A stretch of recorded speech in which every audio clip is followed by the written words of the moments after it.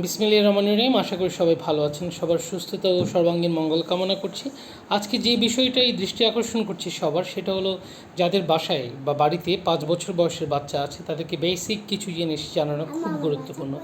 যেরকম আমি এখন প্রশ্ন করব, আমার সাথে আছে আমার ছেলে, তাকে জিজ্ঞেস করছি, বাবা তোমার নাম কি?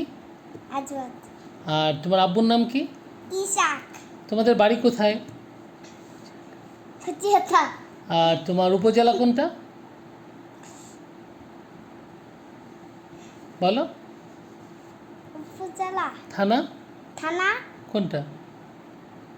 কটিয়াদি। আচ্ছা, আর তোমার জেলা কোনটা? কিশোরগঞ্জ। কিশোরগঞ্জ জেলা। নাইস, খুব ভালো। তো তুমি, তোমার দেশের নাম কি? বাংলাদেশ। বাংলাদেশ। বাংলাদেশের রাজধানী কোনটা? ঢাকা। ওকে, ফাইন। এটাই হলো আজকের মেসেজ।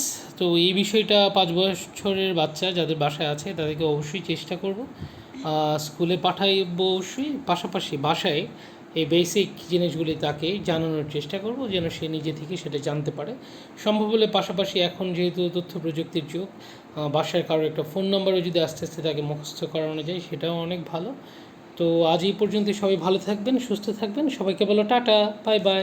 টাটা, বাই বাই, আল্লাহ হাফেজ। আল্লাহ হাফিজ, থ্যাংক ইউ।